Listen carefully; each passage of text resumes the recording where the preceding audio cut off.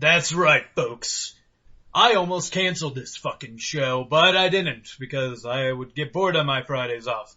So it's time for the Bloody Screen Podcast. And today we are going to be talking about the only thing we should be talking about this evening is what just ended. Fucking E3. Yeah, motherfucker. Yeah, motherfucker. Today, because the other hosts like to sleep in, they like to get their little sleepy sleep, and, well, actually one's at work. But the other two have no excuse. But today I have with me Nick to the G, Nicky G, Nick to the G-ster, G-ster. Nick. I think that was a little bit more complicated than it had to be. Yes, I did. I was going to see how many times I can put Nick and G into one thing, and it's like, I'm not as creative as I think. Yeah, so, a quick little thing though, for like the two of you who listen to our show, we are done doing audio reviews and stuff because, well, it's just kind of a bitch trying to get these guys together to do said audio reviews, so I just said, fuck it, I'm done. And so basically, once I can get a good capture card or anything else, or some money in my bank account so I can buy one of these expensive fucking things, we can put up some, I don't know, some Let's Play videos.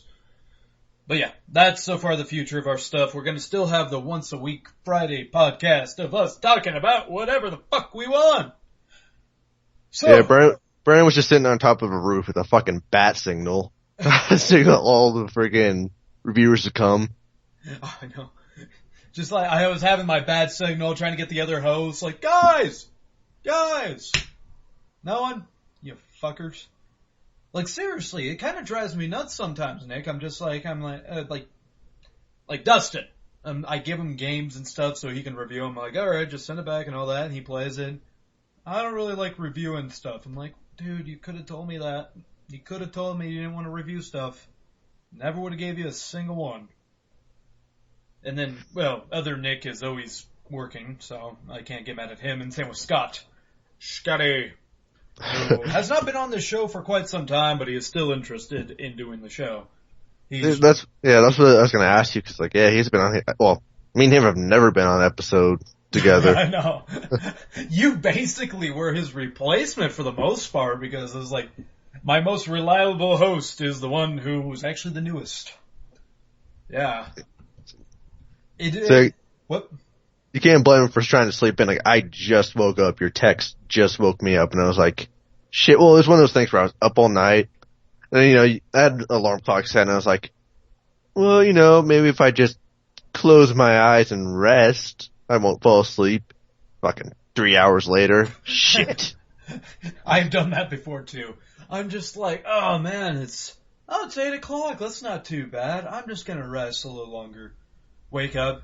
It's 10 o'clock. It's 10 o'clock. Jesus Christ. It's 8:01 in the PM. I know. It's 8 o'clock still. That's good. Just, everyone's like eating dinner and shit, but like, wait, what the fuck? I've actually call from my work. You missed work today. I've actually done that shit. I woke up. I came home from school, went to sleep because I was just tired. Woke up at 7, or not 7, around 6. I actually started getting ready for school again. I was fucking walking up. My mom's like, what are you doing? I'm like, getting ready for school. And she's like, it's 6 p.m. I was like, ah. I don't think I've ever had that where, I don't know, back when I used to work for UPS, I probably had that a couple of times, because when you work nights and then you go to school during the day and then you come home, your fucking schedule gets all fucked up. You're like, day becomes night, night becomes day, sleep becomes nothing. Yeah.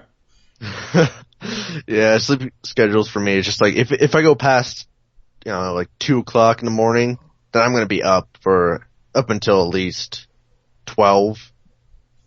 I won't be up till at least 1 o'clock in the afternoon. See, me, I am actually, and my body is like a fuck you, Brandon, where, okay, so I can stay up till 2, 3, 4 o'clock in the morning. I'll still wake up at 8 o'clock. Doesn't matter what. I could be like, oh god, I only got 4 hours of sleep, and my body's like, yeah dude, that's all you're gonna get too. You try to force yourself to sleep, and all you're sitting there is just laying there, like, well, this is uncomfortable. Man, how do I not fall asleep on a bed? So yeah, that's why everyone's like, man, you wake up early. But it's not like I go to bed at like 8:00 p.m. No, it's just when you have to get up early every day for a while, your body just gets used to like saying, fuck it, I'm up. Huh? It's like, the old Jewish man, what? I'm up already. I just picture your parents as freaking, like if you did go to bed at 8:00, it's just like those strict old-timey parents. Okay, it's 6:00. You've done all your homework? I know. Just like going to all these early bird specials before I eat, just like, time to go to IHOP. I need to get my dinner on. Actually, that's one thing I noticed, because I actually see some early screenings of movies because it's really just nicer. And so instead of you getting the obnoxious teenagers, you get the old people who really don't know where the hell they're at. Oh yeah. I mean, like I saw a group of 3 old ladies in the not the premiere, but in a screening of Pain and Gain, and I'm just like, how the fuck do you guys fit in this demographic for this movie?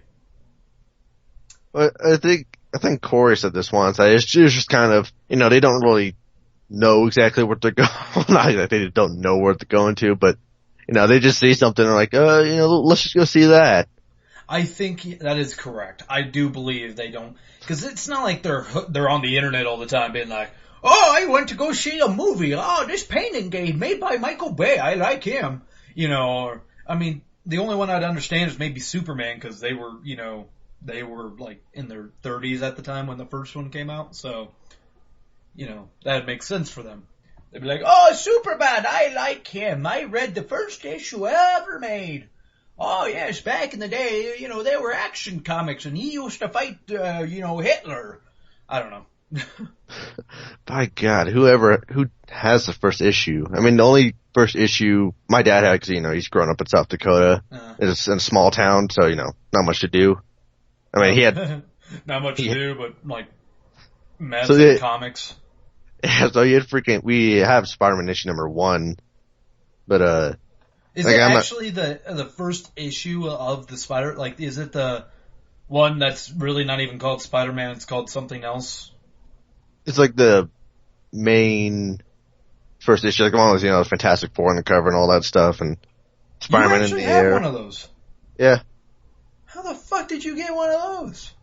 Well, again, it was my dad who got some, like, we have all of his comics all in boxes and stuff. Like, you know how much that's worth? Yeah, like, I don't know. No everything? Well, I know he would, like, back in the day when we were kids, he'd put comics in the back seats of, like, little pouches and behind the seats and stuff, so, whenever we were just going somewhere, you could just, read some comics and stuff, so. You know what, I appreciate that. I was at Denver Comic-Con last week, and I was looking through the comics, because of course they have a buttload of them, and I'm looking through them, and some of these little, like, nerdy comic owners, they get fucking touchy about it. They're like, hey, can you, like, pull that up where don't do that, don't do... I was like, dude, they're just comics. I hate to tell you this. Don't even look at it. They're just, like, they're meant to be read and enjoyed. I see, like, a comic worth $500, I'm like, I'm sorry, I don't care how fucking good that story is. Nothing's worth that much money. That's just, 20 pages of ink and drawings. How was Comic-Con for you?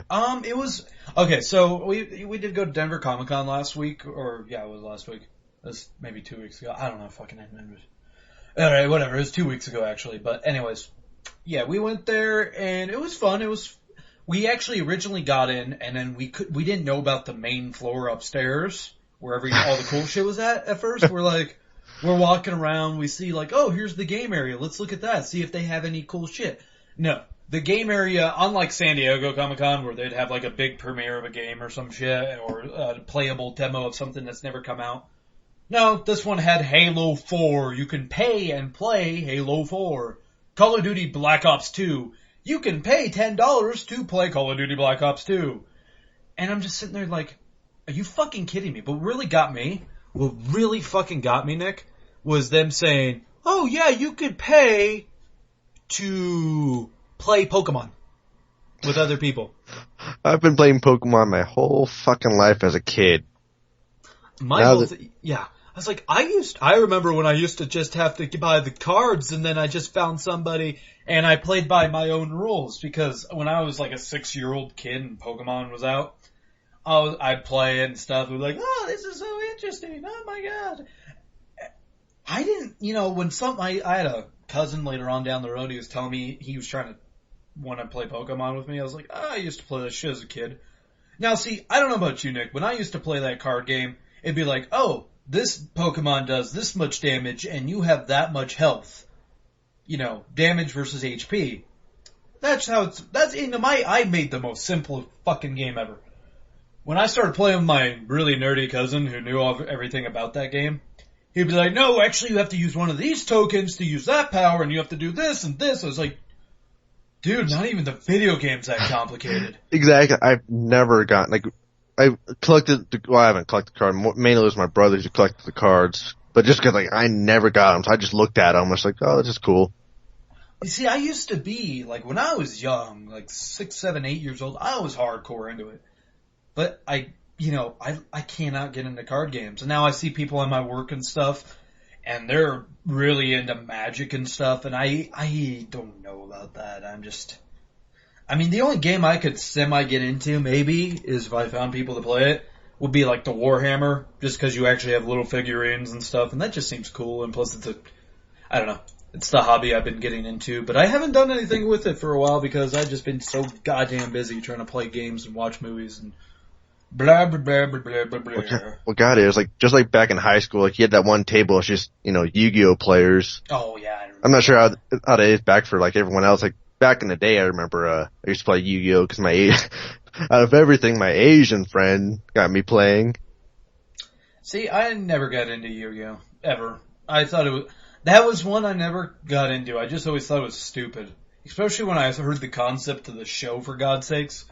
I'm like, so this is a universe where playing cards matters. Uh-huh. That sounds like every card-playing nerd's wet dream of, oh, I could become a really good card player and then I could win money? I don't know. And it's always funny when you see these guys, because, for fuck's sakes, at my work in the break room, we had Saturday morning cartoons playing. I sit down and I'm watching it. It was Dragon Ball Z at first, and I was like, holy shit, this show's bad. I never realized how bad this show was because I was young and stupid. And then they went on to Yu-Gi-Oh! And I'm sitting there talking to other Nick, and I'm like, Nick, what the fuck's this show about? And he explains it to me. He's like, oh, well, this show is literally about this and this and this. Because he used to watch it as a kid. Now I'm watching this, I'm just like, okay, so these villains will stop the, Yu-Gi-Oh! And his friends and be like, now you have to battle us. And he's like, oh, okay, I will battle you because apparently we always have these conveniently battle tables everywhere. And I'm just thinking, I was like, if you just brought a fucking gun, you could just end all this. You wouldn't need to worry about oh, you can't go see the boss. You have to play us first. And be like, dude, I got a fucking gun. All I need is 2 bullets and you 2 are dead. And then I could, I'm just gonna plow right through. You'd be fucking surprised how freaking crazy they get. Maybe not on the TV show, because of course that was made for kids. Yeah. But I remember back when they had the book fair back in elementary school, they had a Yu-Gi-Oh! Book, and I decided to get it. I was like, okay, this is cool. And so, I was reading the book, and there was a scene where freaking, Joey, which is one of Yu-Gi-Oh's friends, gets jumped. And then Yu-Gi-Oh! Comes over, the guys kind of beat up him, and then he transforms into, the tall, old ancient pharaoh form. And he takes a taser because it's been raining outside, and he drops on the ground, pretty much electrocutes everyone to death. And I'm a freaking kid at this point. I'm just looking, I'm like, holy shit. Here are these characters that are freaking on TV that are all nice and fun, and here he is just murdering 5 people. That would have made a better show. I have to say. Also at the Denver Comic-Con, they had some lame-ass panels like George Takei and the only one that was even interesting was the one with the Marvel creators. They had the guy who made Punisher, they had a guy who wrote for Iron Man, and then they had 2 other guys who really didn't do shit. One dude was an inker for one comic for 20 pages. I'm like, how the fuck do you even get known? And then the other dude was oh fuck, what the hell was he? Oh yeah, he was a writer he was a writer or drawer or something. He worked on the Planet of the Apes. He basically makes those comics that are based off films. So I'm just like, yeah, who the fuck reads those? I hate to say it. Who the fuck reads those? Who's gonna go, Star Wars comic, whoa! I'm like, no, you watch the movies and maybe play the games, but really? I don't know. Yeah, it's one of those things where I was looking on the website, and I was like, well, let's see who's going there. Like, I saw Stan Lee canceled, and I was like, yeah, Stan Lee canceled for William Shatner. I'm just like, and the thing was, none of those guys, because it was a big Star Trek thing this year for some reason, because they had Will Wheaton and stuff. None of them talked about anything that was interesting. They were just gabber on about stupid like George Takei talked about fucking trains. It was yeah. It was literally like that freaking Family Guy episode. Which one? The one with the Star Trek crew. And like Stewie was there, and he tried to ask a bunch of questions. They were just asking him a bunch of stuff like household issues and shit like that. Exactly. It was exactly like that. It would just be like, maybe some person would go up there and ask him a Star Trek question, and then they would just derail it. Like someone asked George Takei, like, what do you think of the new Khan and the new Star Trek? It took him 20 minutes just to say, oh, by the way, I haven't seen that. I'm like, dude, you could have just said, I didn't see the new Star Trek yet, which I don't know how the fuck you haven't seen it, being that that's the only thing you were famous for. So you think you'd want to see maybe how the new guy who's doing a much better job than you, and maybe, I'm going to say something that might piss off a bunch of Star Trek nerds. Uh-oh. But the old Star Trek is boring as fuck. I mean, holy shit. I mean, I'm gonna really piss some people off. I tried to watch Wrath of Khan. I could not do it. It just bored my dick off. I'm like, this is cheesy. This is bad acting. What the fuck? I mean, I got like 30 minutes into it, and I'm just like, alright. I can't stand no more. I think the only thing I've seen from, is the whole famous, Khan! I know. Like, yeah, the other day, like we've been painting our house, that's why I didn't get all your texts yesterday. Oh, that's fun. And so, yeah, I go downstairs and, it's the old Star Trek on TV and stuff, and I was just watching, it's like, okay, this isn't bad, I mean, it's not, I don't know, it's old 70s, 80s, cheesy sci-fi crap. I have no nostalgic for it, I have nothing for this, so I'm just like, I mean, I'm not if you like Star Trek, that's your own deal. I can't stand the old stuff. I love the new movies. I fucking adore them. I think they're great sci-fi films. And that's what I think of them. So at Comic-Con, did you see any good costumes or? Oh, I actually did see some great ones. I saw, the best one. Best of the whole fucking show. Okay, these three guys, well, one's a kid, so he didn't count, so kick him out of the thing. One dude dressed up like, Iron Man, and it was like Tony Stark. He had a pretty good suit. He even made himself kind of look like Robert Downey Jr. with the face hair and all that. He looked like an older version, though, because he was graying. But the guy who was in the War Machine costume, holy shit. Because not only was he in a full-fledged, honest to God, looking like the War Machine costume, but it also played music just like War Machine did. And his eyes would light up and he'd start dancing around. I'm just like, if you guys do not win best costume, then fuck this con. I saw an assload of Banes, which I still regret not getting a picture of Nick who wore a Batman shirt with a little cape on it. I wanted to get one of those Banes, one of the ones that could actually pick his ass up, and to pick him up so I can get a picture of him about to break his back. Which version of Bane? It was the new one, of course. Okay. I actually did see one dude who dressed up like the old, comic version, and that was it. Most of them were kind of chunky dudes that decided not to wear a shirt or wear no sleeves. So it was kind of gross for the most part. Surprisingly enough, few fat chicks did not realize they were fat. You know what I mean by that? There were few fat women who did not think like, oh, I can pull off the skin tight costume. Very few of those. I saw more of that in Oklahoma than I did here.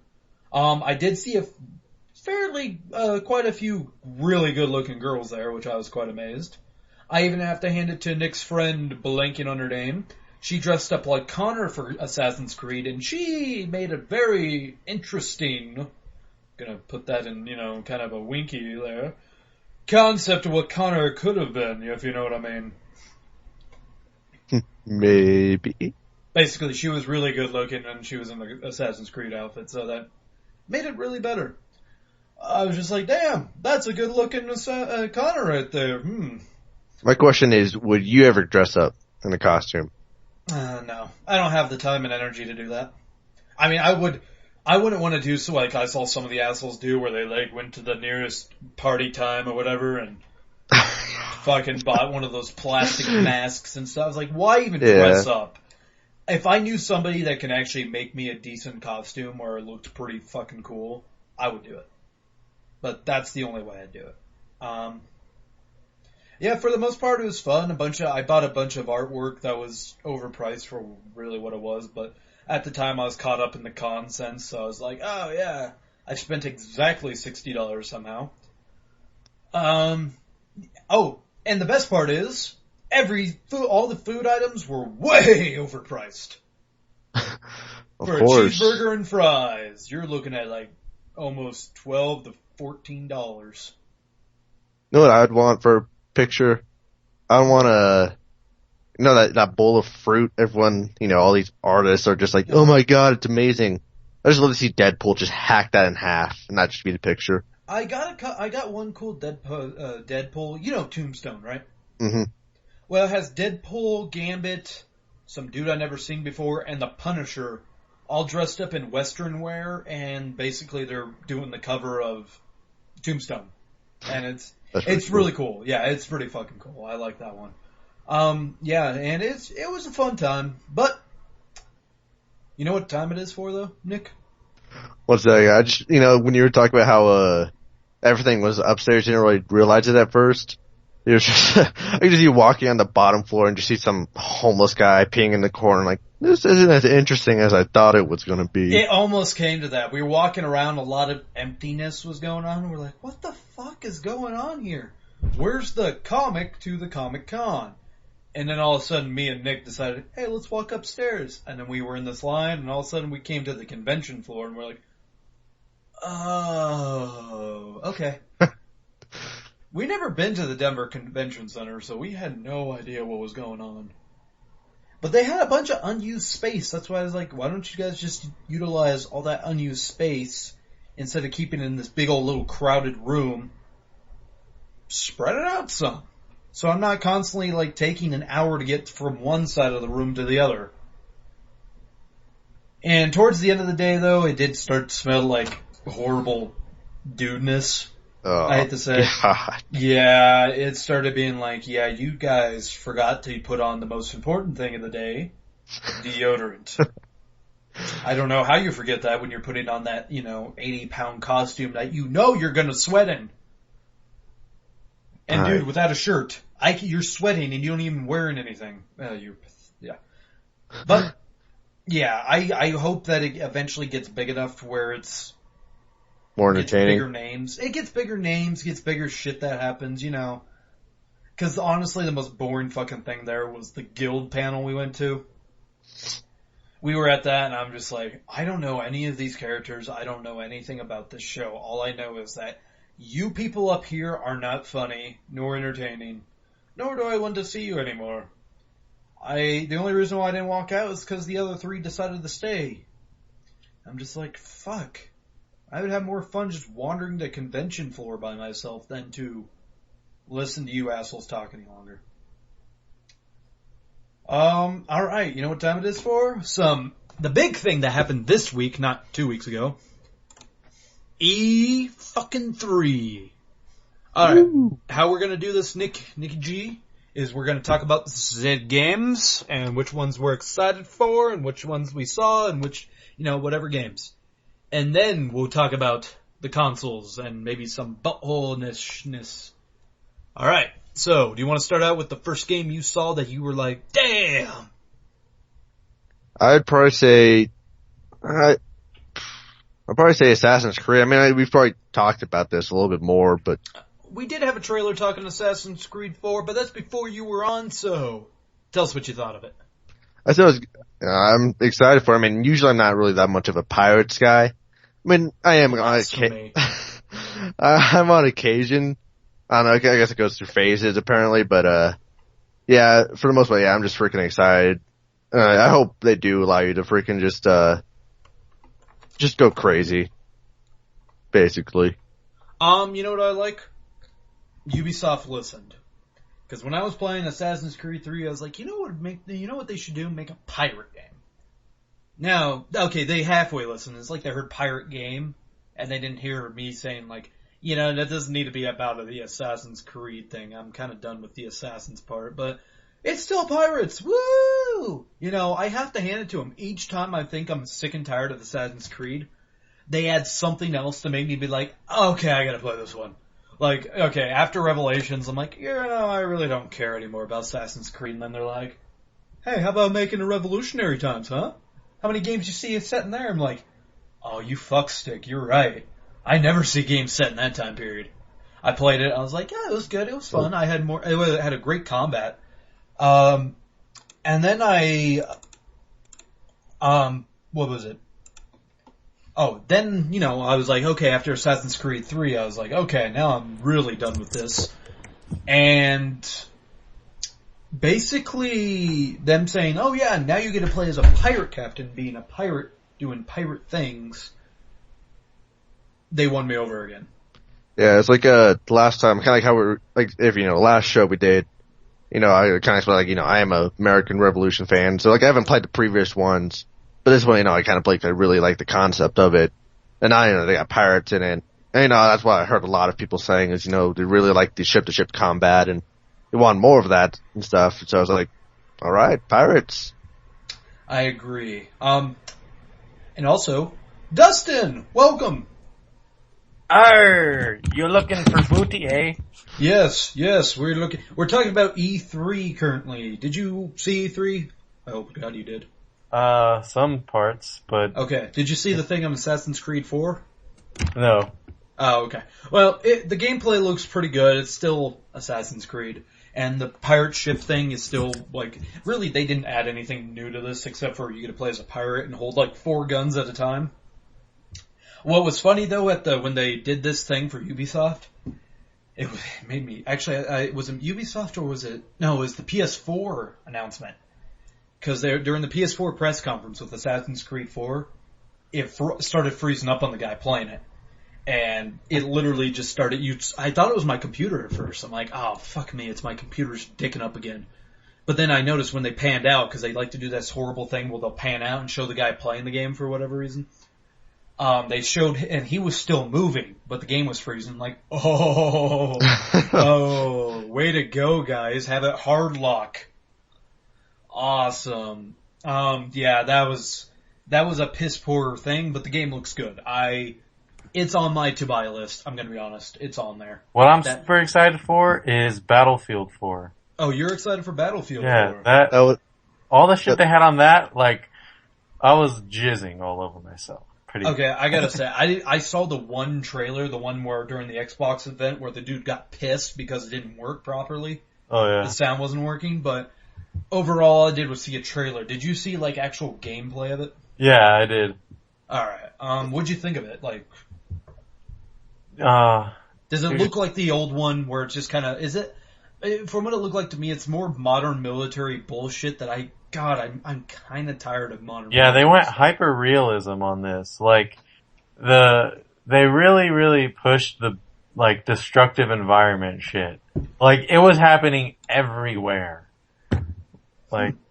Just buildings falling, did you see the one where the entire skyscraper falls and that actually happens? That's your mission in a multiplayer online match?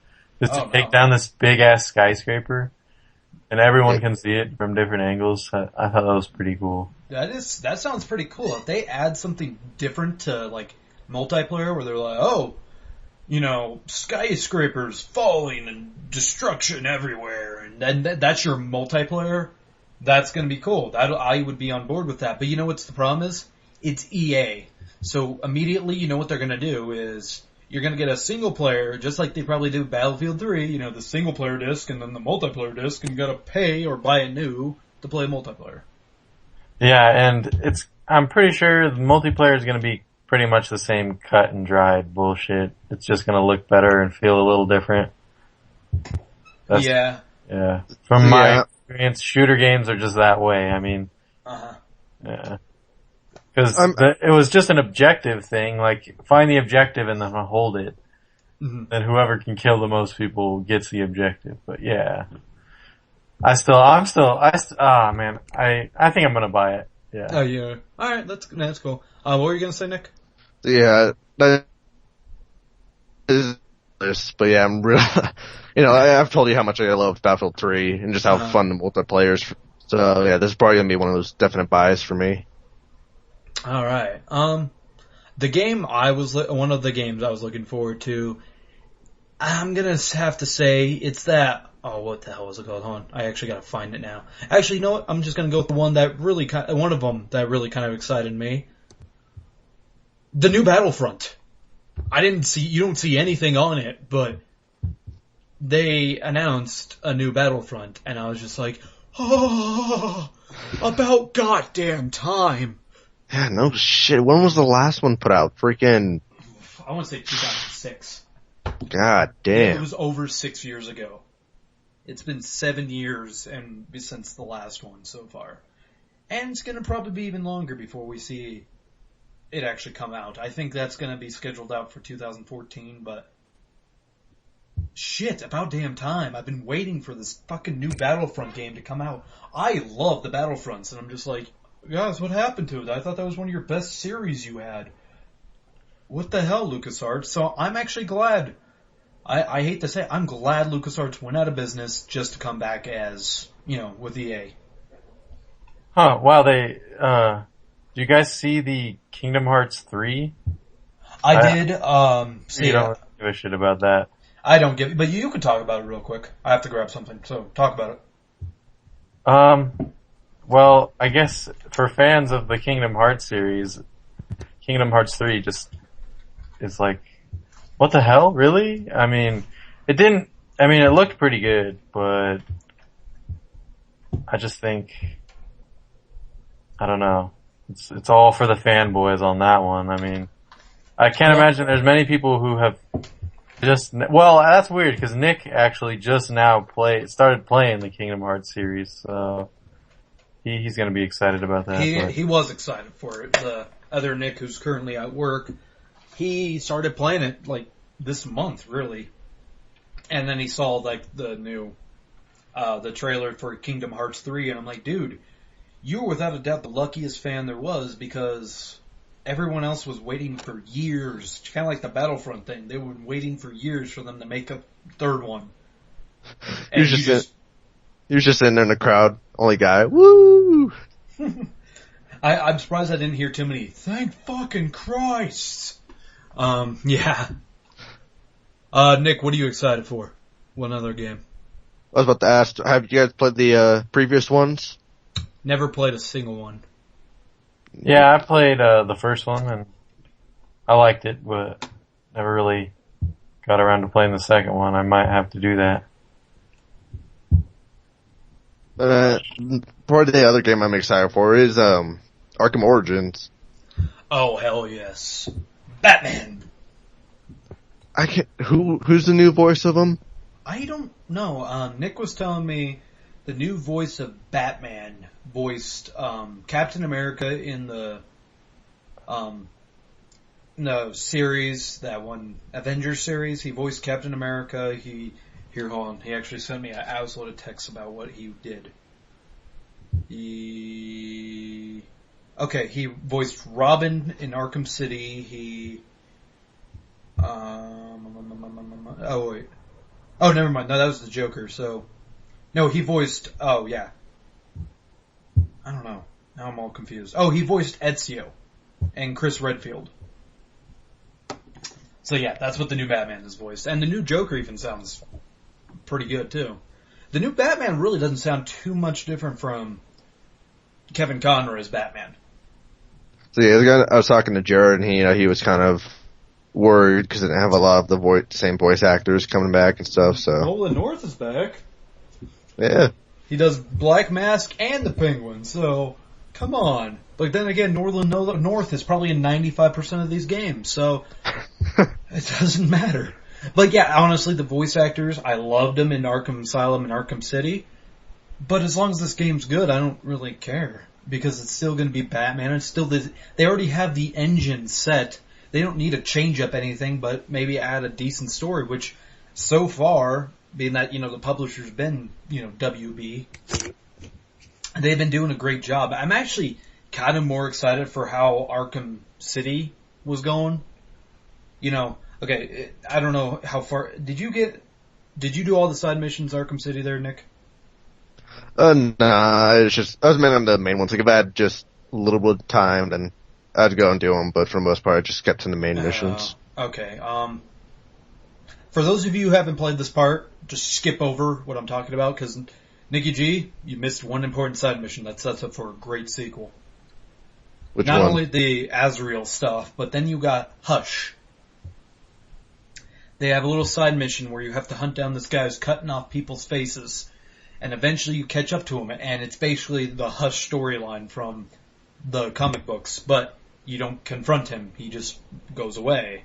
And I'm like, that is setting up for a badass sequel, because, for those of you who don't know, he basically uses those skins to make him look like Bruce Wayne.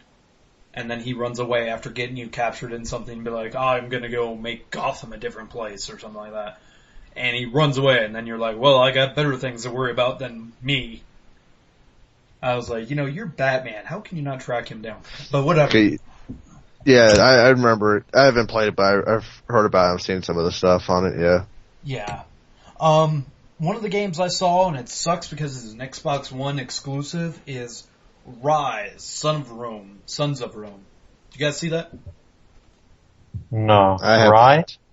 Rise, like WRSE, so. Yeah, it's still Rise. It's, from what they showed in the gameplay trailer, and it was, to my knowledge, it was actual gameplay, is basically you're on the, you play as a Centurion general for the Romans, and you guys are charging up against a barbarian castle, whatever. And, your guy's giving a speech, and it's bloody and brutal as hell. I was a little disappointed in a couple things, though, being that they have this new engines they can use, and the Xbox can do more. The new Xbox One can do more than the 360. This really just looked like a pretty 360 game. I was expecting more in-depth graphics, is what I was expecting. But anyways, this is, another Swords and Sandals game, and I fucking loved it. I don't know. I just have to say, I fell in love with the game, and it really sucks because we'll talk about that later, but yeah, it looked awesome because, it was just, it was one of those sword games, and I'm a sucker for medieval type games, so if you guys get a chance, look it up because it looked like, what we don't see anymore? And I want to see more of these type games where it's not an RPG where you have to it's one-on-one type thing. Why don't we ever see war games where you play on the front lines and you're not Dynasty Warrior style where you're knocking guys halfway across the map. No, you're just, basically kind of like what sort of like the Lord of the Rings one kind of did, but bigger scale. I want a huge scale and me just to be a soldier, general, whatever, the main character on a battlefield. And just a half hour playing the battle, and then, you maybe have to do certain things to change the tide of the battle, but I don't know. I want a third-person war game that's medieval style. I don't know about you guys. Yeah, that'd just be awesome. I think, oh yes, sorry, fucking interrupt you just like crazy. It's fine, go ahead. I think fantasy elements in that would be the best. Pretty much how the Lord of the Rings game is, but maybe a newer take on that shit. So you don't just have swords and pikes and standard ass old school weapons, but fucking dragons and shit as well. Yeah, it's harder to do, but I think if it was done right, it would be better. I just want, like the Lord of the Rings battles, how huge and scaping they were. I kind of want a game, especially since they say how these new systems can have so much on the screen at one time now and shit. I'm just like, well, why can't we get a game now where I have to just, maybe I have my army of men, we're charging into the field, and I just, I want to reenact that scene from Gladiator, the opening scene. I mean, that just, I don't know. It seems like the simplest game to make. I don't know why. The closest thing I could think of that comes to that was kind of the Dynasty Warrior ripoff, the Kingdom Under Fire series. Where, I don't know if you guys ever played the Kingdom Under Fires. Yeah, I played Circle of Doom. Circle of Doom wasn't wasn't an army versus army though, was it? No, it wasn't. Yeah, I played one of them back on the original Xbox, which was, you'd pick like one of 3 races, and then it was still kind of Kingdom, Dynasty Warriors type thing though, where, you can command your troops to do some things, but then your character's way overpowered for what, is going on, so you just walk into a group of enemies, just swing your sword like twice, and I'm just like, no, I don't want that. I want something where it's dark and gritty as fuck. What else you guys see that you think it was worth mentioning? 85 new PS Vita games before the end of the year. Holy shit. I'm pretty glad they talked about that, because I've had a PS Vita now for a little while, and I just got a new game for it, and I'm pretty stoked to play that, but there really aren't any good games for it. It's... Dustin, I would suggest you joining, because I did this recently too with the PlayStation. PlayStation 1? Yeah, I joined the PlayStation Plus because... Yeah, I did a 3 month of that and got to play Uncharted, Wipeout, a couple of other games they had on there, and that was cool, but then I expended all of what they had and... Yeah, I just got a year of it, and I got 2 free games. One was Vanquish, one was the new puzzle game, The Cave, which is actually pretty fun. But yeah, no, that was it's honestly, since I've already decided what system I'm gonna get, and I heard it carries over the day of, I'm like, hell yeah. I'm actually excited for Metal Gear Solid 5 too, the Phantom Pain. Holy shit, that looks awesome. Open world Metal Gear game. And hell, even, since they changed the voice from, David Hayter to Kiefer Sutherland, Kiefer Sutherland still does a good raspy, badass voice, so I'm excited. It's gonna be awesome. And better yet, from what it's saying right now, it's gonna be on all systems. It's gonna be one of those games, that's what I'm gonna like about this early generation, where they're trying to transfer over, is you're still gonna get a lot of those, like, oh, it's for Xbox 360, Xbox One, PS4, and PS3. Notice how I never said Nintendo at all. How many of the Metal Gear games have you played? Most of them. I never played the first one. I played 2, 3, and 4. So I played the major ones. I need to still play because I have the HD collection. I have one more I need to play. But for the most part, I'm all caught up with the Metal Gear things. And I have to say, Nick, you own a PS3, you have to get around to playing Metal Gear Solid 4. Because, wow, does that get into some just deep, dark, depressing shit. I mean, I felt sorry for Snake towards the end of that game. I'm just like, oh. And I do feel sorry for Kojima because, good God, this series is still going. And they have another Metal Gear game coming out, Metal Gear Solid Ground Zeroes, which I didn't even see anything on that. That's coming out for this generation, so I'm kind of curious what the hell this is about. Here, I will click on it, and I will find out immediately, thanks to the interwebs.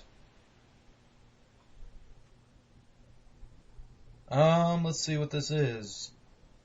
Consistent open world Metal Gear franchise, Big Boss. Espionage, promise to deliver, dynamic more complicated. So technically this, I guess, is another version of, it's like, I guess from what I just read, Metal Gear Solid 5 split into 2 games.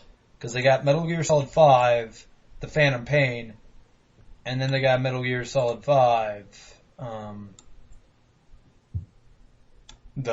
this Ground Zeroes. So it's gonna be, that's weird. I don't know. I don't know. They didn't, of course, didn't give me a release date, but it apparently it's going to be coming out this year. It'd be kind of stupid if it didn't. Also, this is going to be something that you're going to be excited for, Dustin. And me. Dark Souls 2. Nice. Yep. Saw some gameplay footage of Dark Souls 2. I was hearing some unsettling things, though, if you're a Dark Souls fan. I was hearing something about, maybe they made the enemies, like he was saying that, this guy, I was listening to this guy talk, and he was at the convention and played Dark Souls 2, and he was saying that it didn't really feel too much like Dark Souls, in the manner of speaking of, like, maybe it was just the way they spec'd his characters, but his characters weren't as strong, if I might say.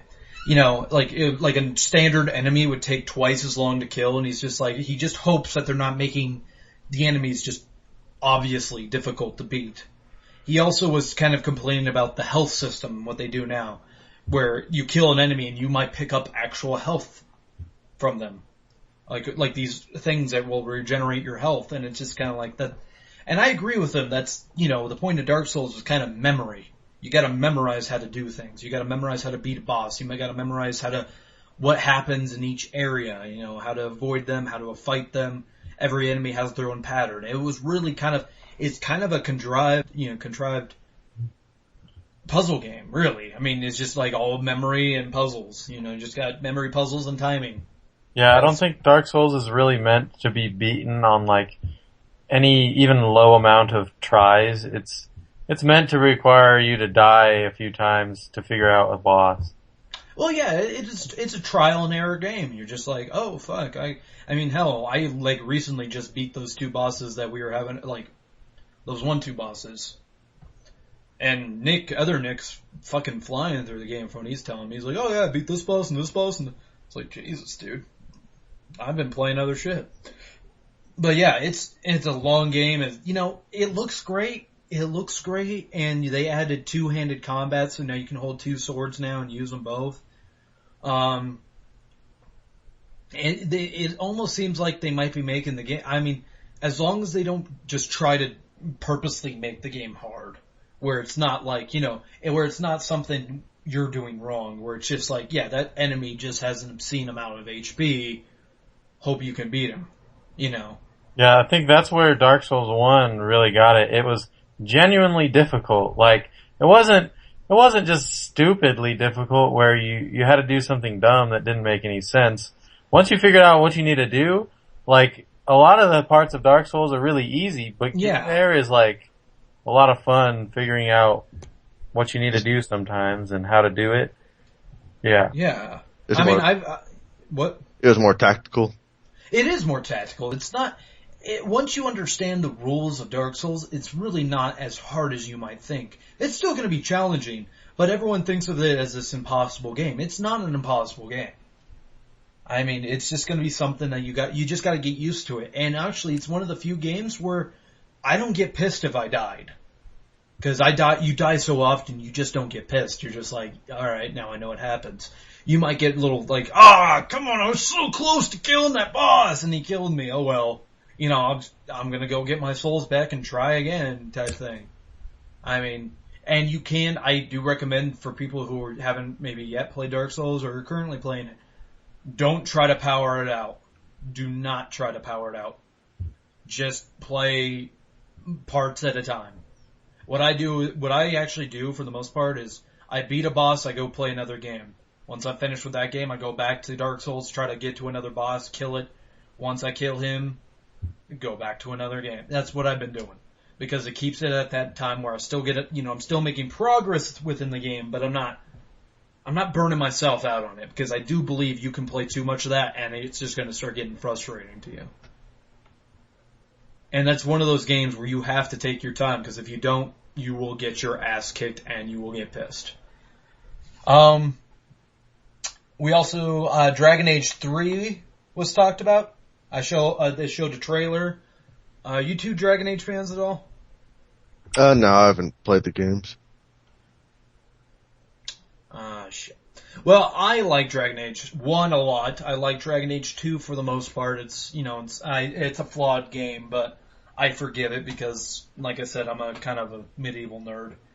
For the most part, Dragon Age 3, it looks like they're mixing both the stories finally, because they showed the dwarf from Dragon Age 2, your dwarf sidekick from Dragon Age 2, and then the, witch from Dragon Age 1.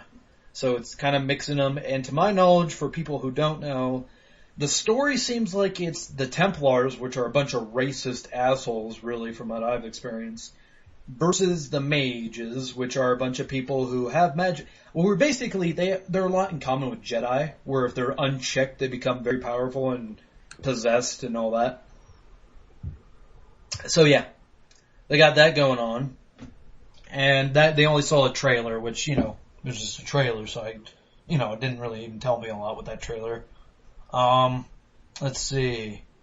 We had whatchamacallit. I'm totally blanking on the fucking name of the simple Dead Rising 3, which is also an Xbox One exclusive. Dead Rising 3, did you guys see the gameplay for that? Nope.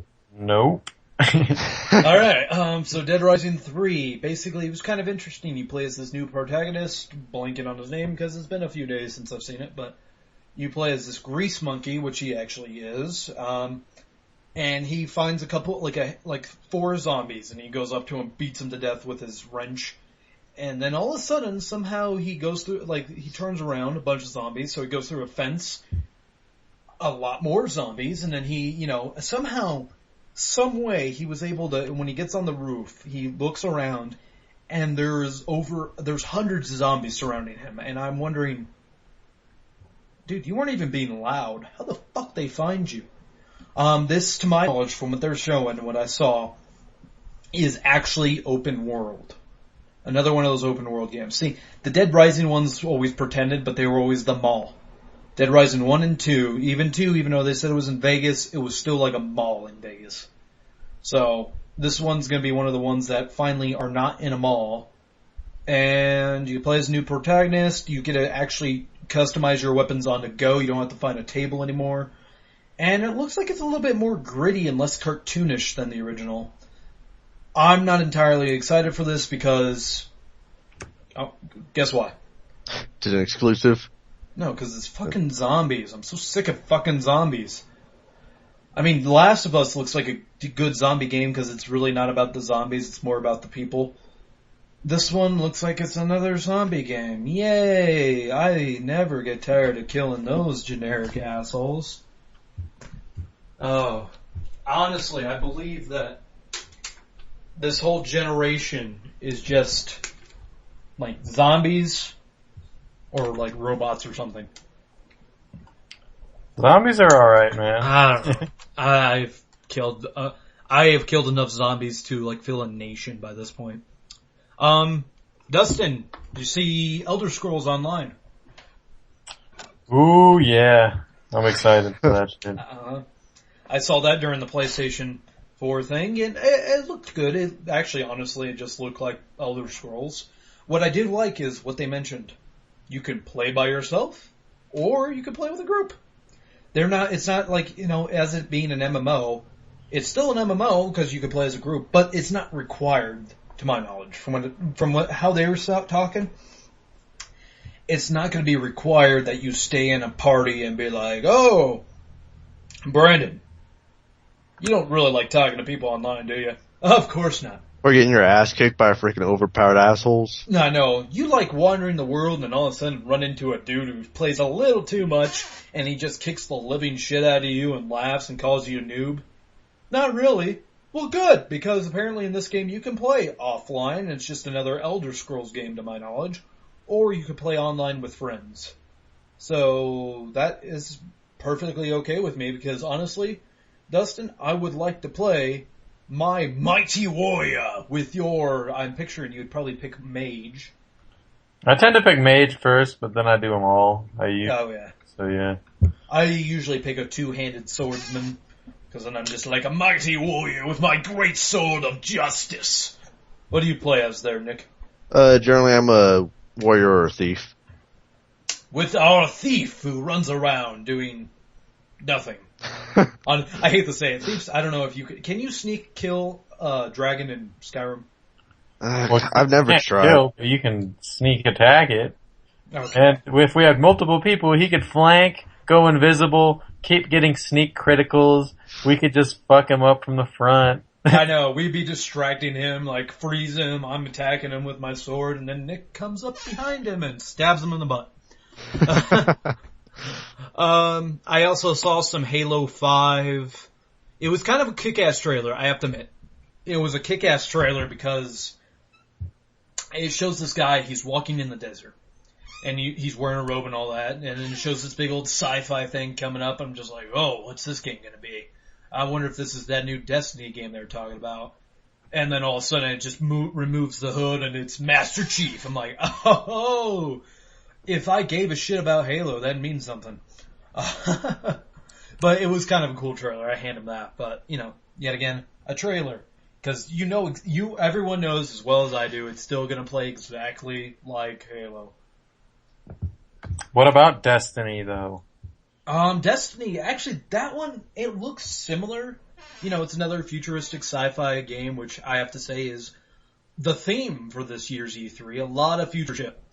That one was really interesting because it was a mix of Halo and Borderlands, because they got loot like in Borderlands, but it kind of looked like it played more like Halo, and you could jump in at any time. Yeah, it's always online. Oh, yeah, is it? Oh, is it? No, I didn't think it was always online. The world you're in is always online. You don't have to be online, though. Okay, I was like, cause I know it was for, PS4 and 360 and all that, so, yeah, I guess to have people online, to get people to jump in your game.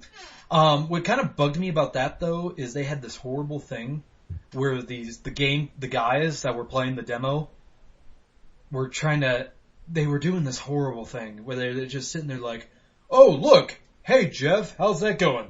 Oh, looks like he missed you by a mile. Oh, what should I name this guy? I mean, they were like, no one talks like that when they play a game. I'm sorry. No one's sitting there playing Borderlands 2 like, I should call you Old Painless. I was like, dude, no one talks like that when they play games. They're like, hey man, I had this grilled cheese. It was fucking good. I mean, that's how people talk when they play games.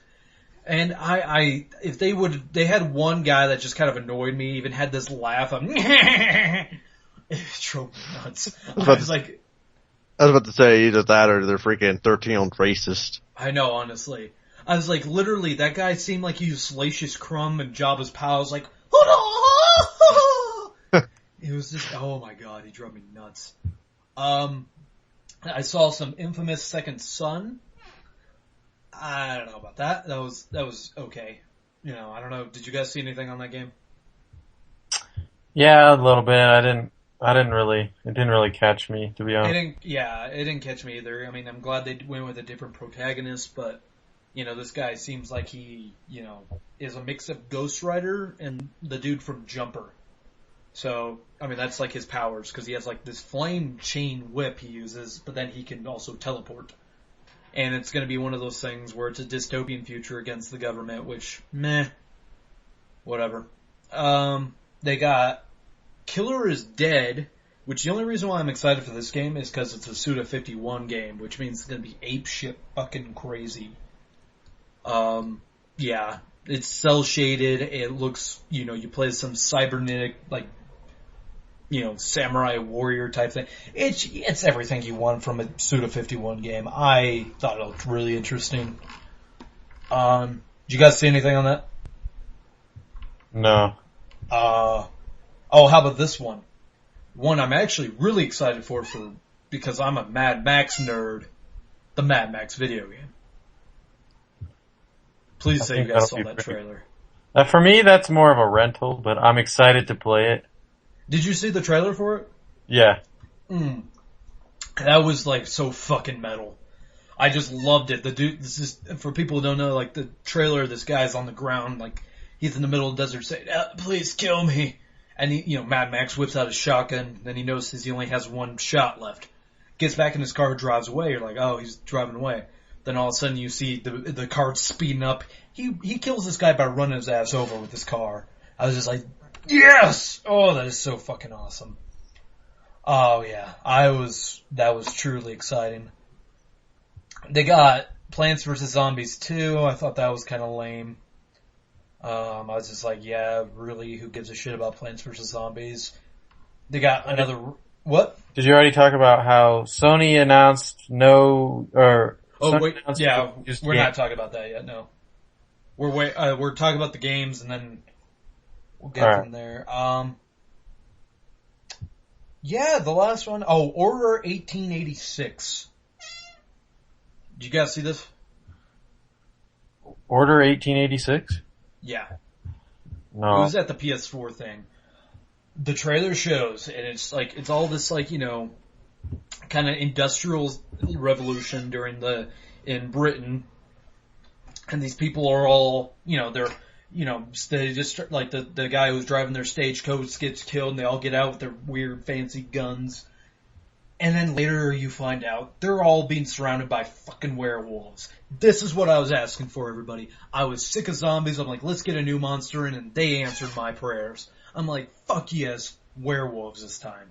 And these were the two-leg walking motherfuckers, not the just dogs. That game just made me excited, and it's a PlayStation 4 exclusive. Hell yes.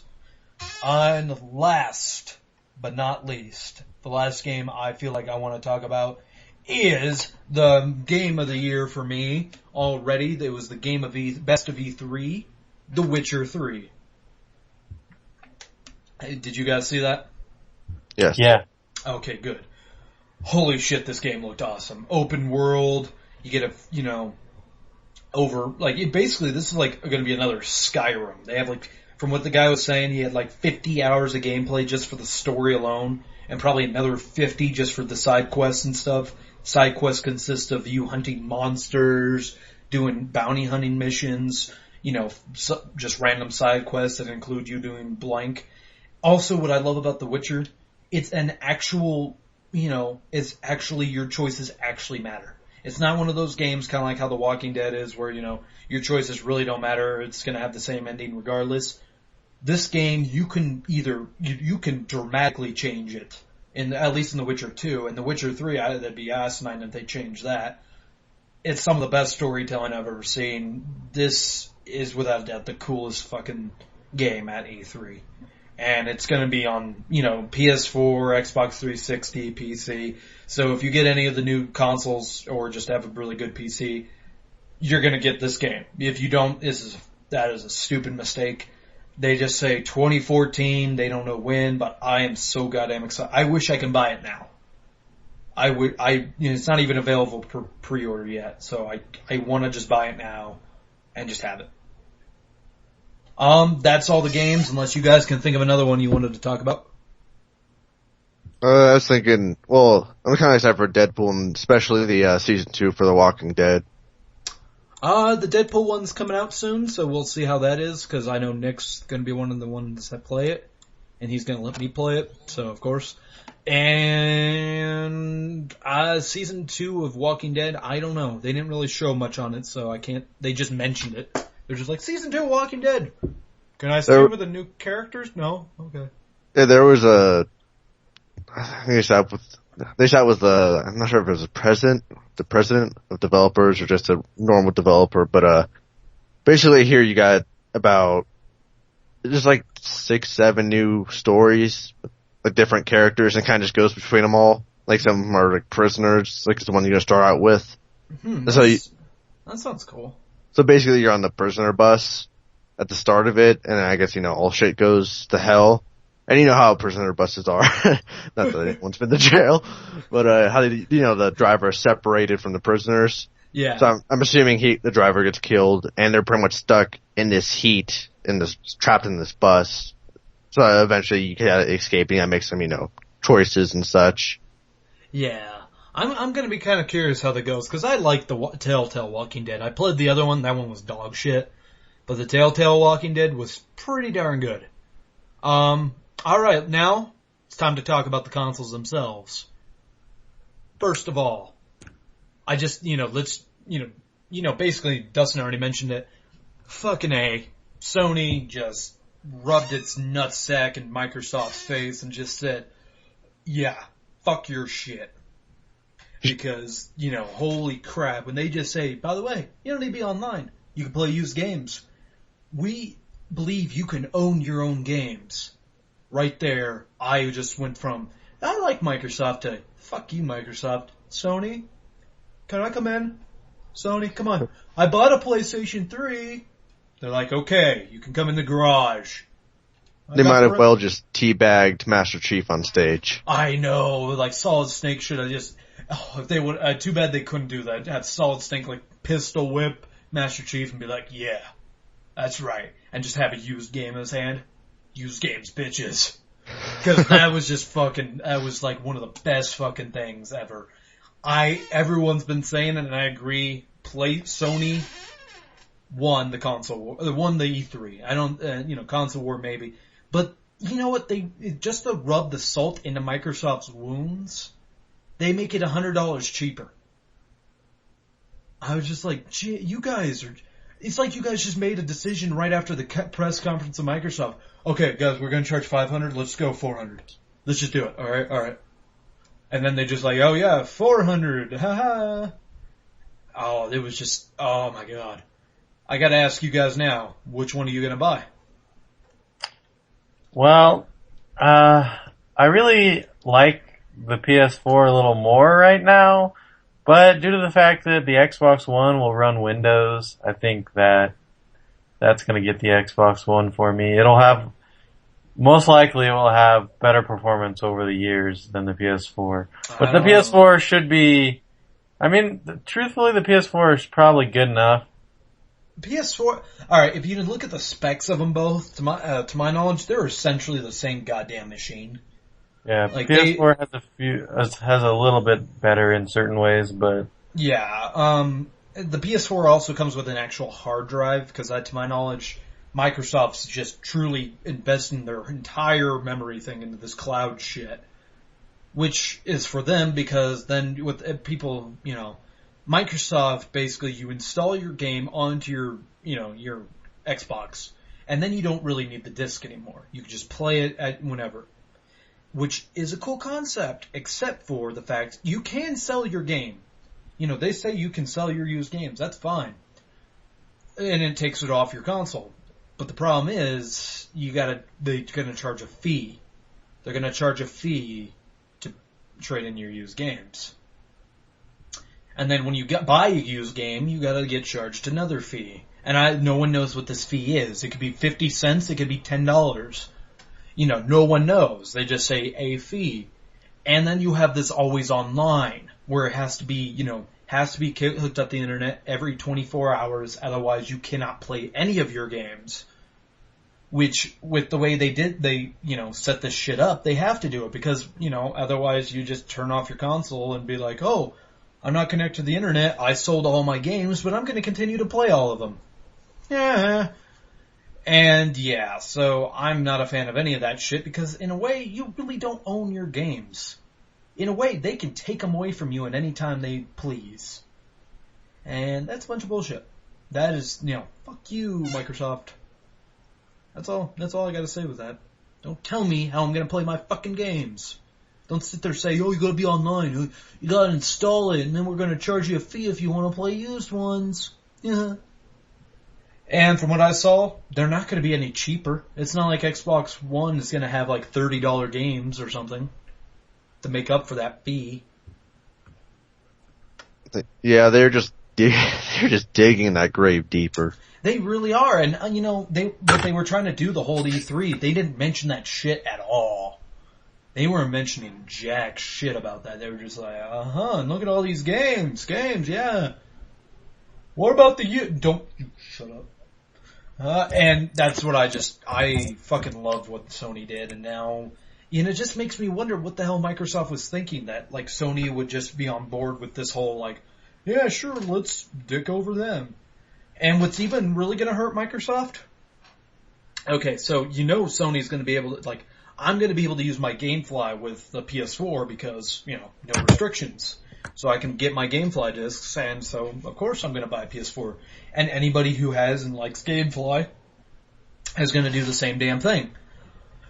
People, I even guarantee GameStop's going to probably be more on board with this than they will be with Microsoft, because they get the profit from it. Because to my knowledge, with the fee that you're getting charged when you trade in the games or whatever, it's to pay, part of that pays the publisher, part of it goes to Microsoft, and then the other part goes to GameStop. With PS4, you trade it in, it all goes to GameStop, so of course they're going to be like, PlayStation. So, yeah. And it's just becoming a hot mess for them. And I am going to be curious of what the hell they do. I guarantee they're going to try to back out of it, but they're not going to be able to back out of it before. It's going to be something they'd have to do later after the initial launch. Where they could do some system updates and be like, okay, you don't need to be online anymore, blah, blah, blah, blah, blah, blah, blah. But... This makes me curious to see what Scott feels about, because I remember him coming out saying he was a Microsoft fanboy. I spoke to Scott the other day when we were trying to figure out my capture card, and he actually was saying he's kind of in the Sony camp right now. Because once Sony announced that, it drew, in my opinion, it probably took a lot of those, he's a diehard Xbox fan, which in my opinion is, you being a diehard anything fan for that, like for a company, is fucking ridiculous. Someone who has the loyalty to like Microsoft, I'm like, you don't need loyalty to them. They don't do shit for you. All you are to them is money. If they start trying to dick you over, you don't have to be like, well, I still gotta buy it because it's Microsoft. No, fuck them. The smart glass thing's stupid as fuck anyways, believe me. I got it on my laptop. It's pretty fucking pointless. You know what I could do? The only thing I've experienced with smart glass so far is I can go from my laptop and press play game and then turn around to my console and play my game. That's what I can do with smart glass. It doesn't do shit for me. So, that's a fucking joke. Well, dude, why are you complaining that they're adding a feature? You don't have to use the feature. No, the feature, they were trying to promote that feature is what annoys me. Well, they created the feature. They have to hand it over to all the creative people at the game companies. It's just not doing anything. Good's gonna happen. It's like the Kinect.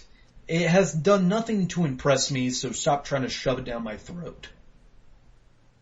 Yeah, Kinect's pretty bullshit. But... Yeah, and that's, honestly, that's what I think the extra $100 is going to be for with that new Xbox, and you're going to need the Kinect to run the new Xbox, so, yeah. And, I don't know. Microsoft has just been, in my opinion, they kind of kicked ass last generation with the 360. They did well. I was proud of them. This, I don't know what the hell they're doing. I don't know. Have you guys seen any fanboys just come out and talk shit? I actually have not. I've seen one fanboy just say he's gonna buy it. He's like, oh, after the first initial Xbox One thing came out, he's like, yeah, I'm gonna get that with Dead Rising 3. I'm just like, okay, dude. If you wanna, I'm not gonna tell you not to buy something. I mean, that's your money. If you wanna go waste it, be my guest. I mean, if you play as many games as I do, you can't afford to buy $60 games all the time, so, I don't have a fucking choice, really. And the Sony really just, they're more customer friendly right now, so I'm just gonna go with the one who cares more about the customer more than money.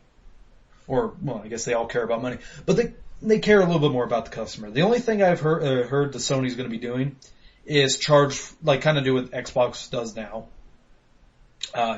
You have to have the PlayStation Plus to play online. But that's it. And that's no different than... It's really about time they actually did that, because, that sets aside a lot of revenue for you just for online support. And they didn't really have that in the past. And Xbox had all this money they had just for helping the online service work better. Yeah. So, yeah, I think that's good that Sony did that. Yeah, Sony, but you know what Sony did better than what the 360 is doing now? You don't need PlayStation Plus to be able to watch Netflix and all that stuff, which always pisses me off about 360. I'm just like, why should I have to be gold to watch something I'm already paying for? Well, you can just use it on your computer, dude. I'm using it on my PlayStation 3. That's currently the only reason why I don't have gold right now, is because I was like, well, I have PlayStation 3. I don't need gold. Or a computer. And my computer. Yeah, it's, Netflix is a service you pay for. When you pay for the service, you can get it on. You can, but you know, for something they're like touting as convenience, I'm just like, really, I'm already paying for Netflix. I shouldn't have to have gold to play Netflix on my Xbox. But whatever, it's your choice. I don't really need it, so whatever. And yeah, I don't know what else. What else? You guys want to add anything else about the consoles? I was about to say, I've only seen maybe like one Microsoft fanboy, because I was on YouTube, and you know, the ad they're playing right now for PS4 with the guy, you know, walking out talking and stuff. But I just saw one fanboy just come out and go, you know, this is just PS4 Sony taking over YouTube. They're just talking shit and they're just controlling YouTube right now. It's like, really? I'm waiting for this to happen, because when you guys remember when the 360 and the PS3 came out, there was this war between the two factions. It was like Microsoft for life and Sony for life, and they're like attacking each other on YouTube and shit on the internet. And then once this generation got like 6 years in, people stopped caring. I didn't see that hardly ever. People going like, yeah, Xbox rules, Sony rules. No one cared anymore. And now with this, I think it's going to start back up again. You're going to have so many people saying, you know, fuck you, Microsoft, which I'm only saying fuck you, Microsoft, by the practices they've been doing, not by the content they have. They have cool looking games. You know what? If it wasn't for some of the shit they were doing with the Xbox One, I would get it. I would honestly. If they just said I didn't need to be online all the time, and I didn't have to worry about, you know, use games. They or can't make it so you anything. have to be online all the time. They do. No. Play your games, you have to be online all the time. You unplug it from the wall, it will not be online. It does a 24-hour check, and if you're not online during that 24-hour check, you cannot play your games. No, they wouldn't do that, dude. They are doing that.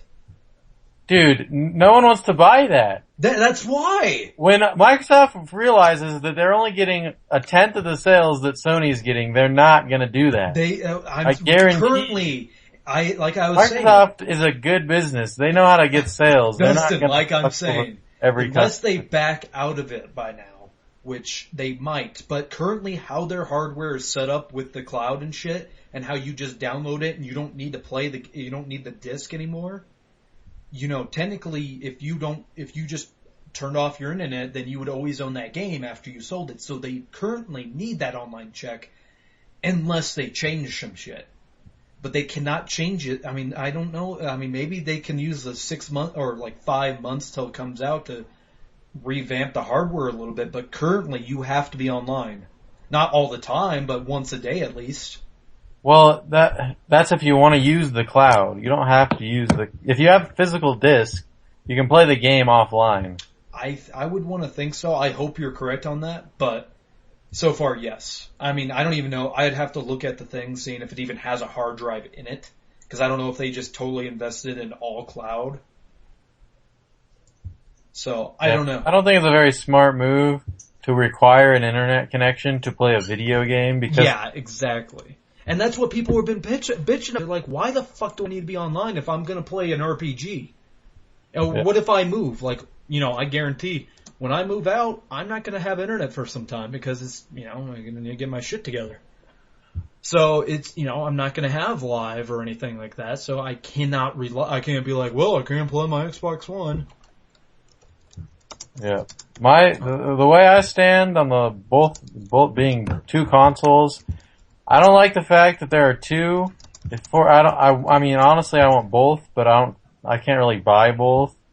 So I'm kind of forced to buy one, and that's a shitty decision to make. Because, I mean, the Xbox will have Windows, and Sony will run on an independent kind of,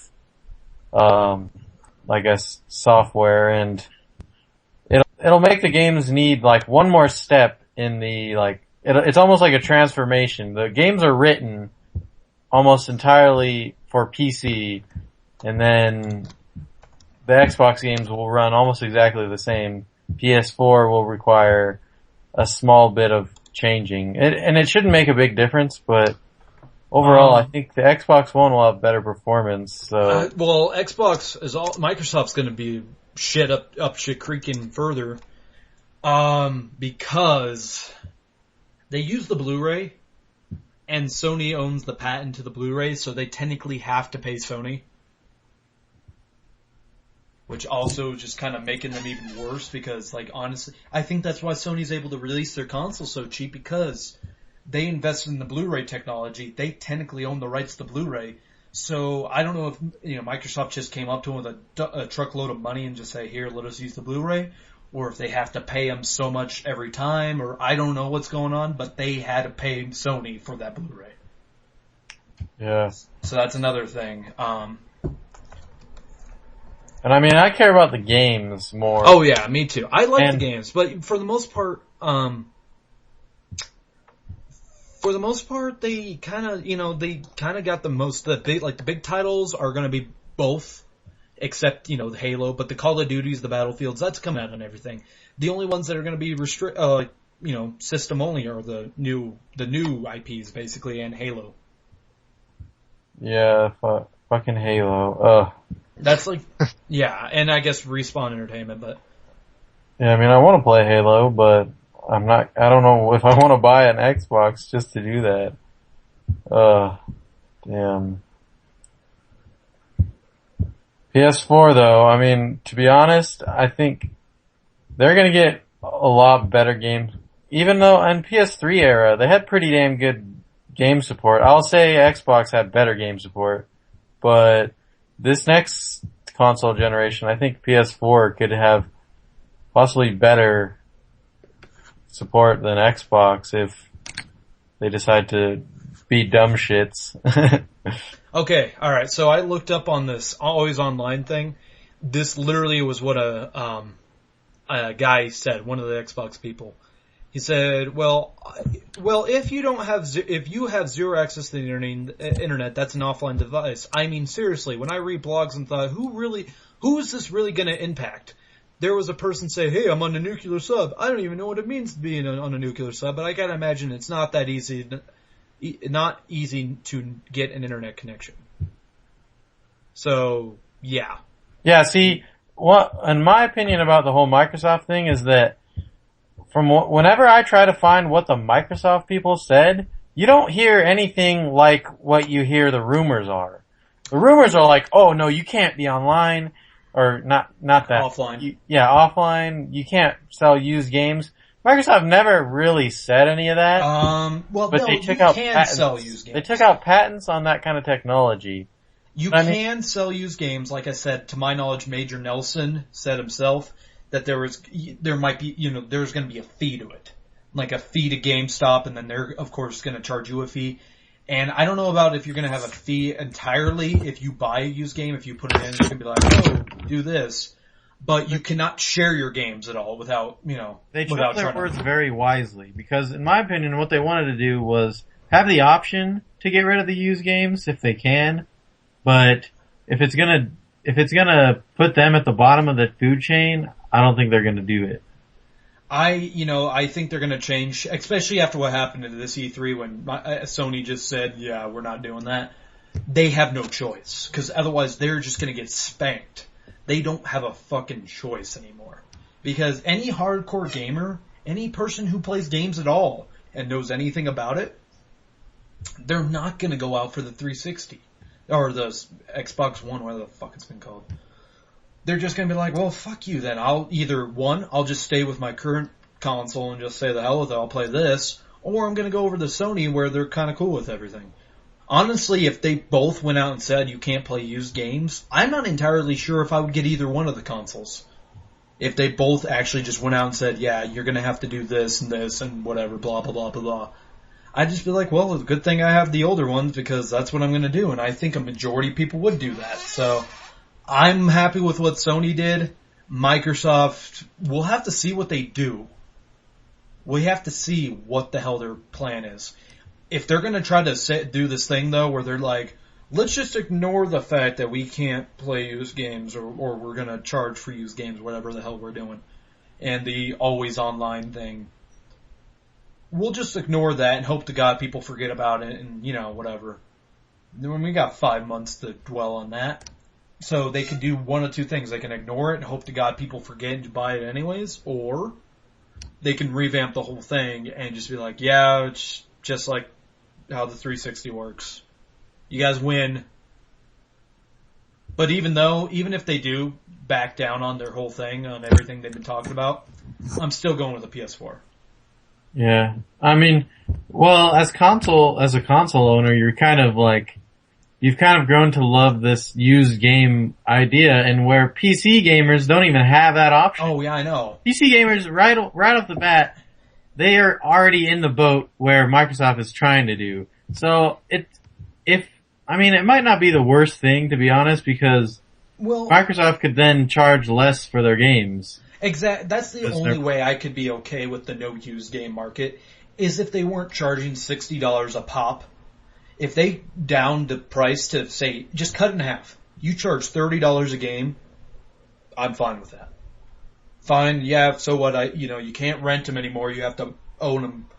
But as long as I actually also own my games, that's another big one.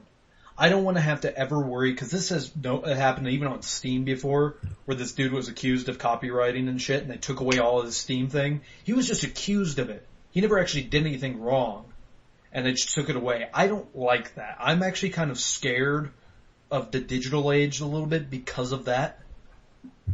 When they have you could download everything. We have enough terabyte hard drives to go around. Just download all your games. Cool concept. But then they have the power to erase everything. And I'm sketchy on that. But also, currently they can't do that anyways because Walmart would be pissed, and you cannot, I hate to say it about Walmart, you can't piss off Walmart. They sell majority of your consoles. You have to have the discs for now until they can figure out a way without them. Plus, people like that material goods, I am one of those guys. I'm a collector. For people who actually know me, I'm a collector of games. I have some games I still haven't even put in, for fuck's sake. So, I like having the disc for some reason. Even if I just got a box that just had the fucking code in it, as long as I had the case, and I'd be like, yep, got that game. Yeah, I don't know. I don't know what else to talk about, boys. That's about all E3, unless you guys got something else you want to add to the consoles. Nope. I'm all out. Alright.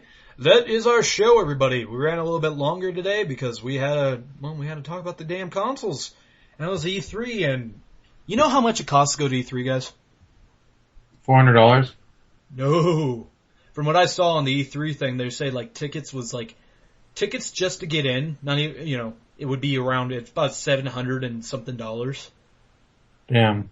Yeah, and then that's including, that doesn't include, the whole food and hotel. Traveling. Oh my god. All the shitty purchases you'll make at that place. The overpriced food because you're in, California.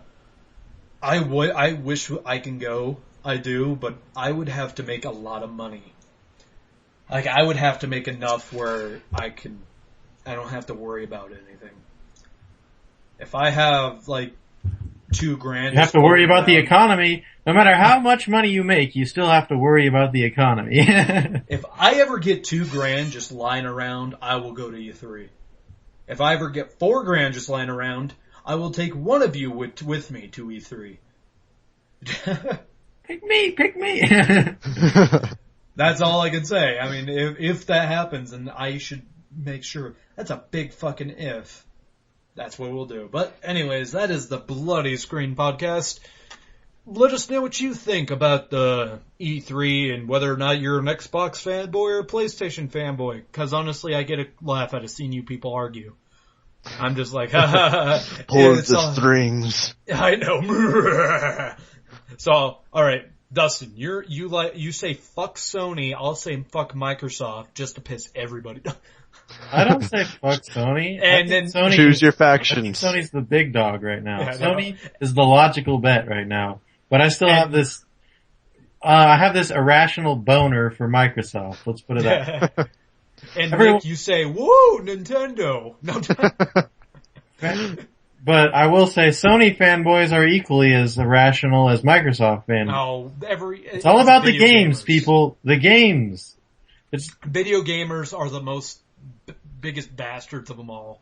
If you ever, they love to correct people. They love to, tell you how fucking bad you are at a game or whatever. They're all a bunch of shit brains. I'm just like, I'm all for, the only reason why I'm against Microsoft right now is because I'm all for the customer and not being screwed out of anything. That's all. But anyways, we are done. We're at an hour and a half officially. Boom! Bloody screen.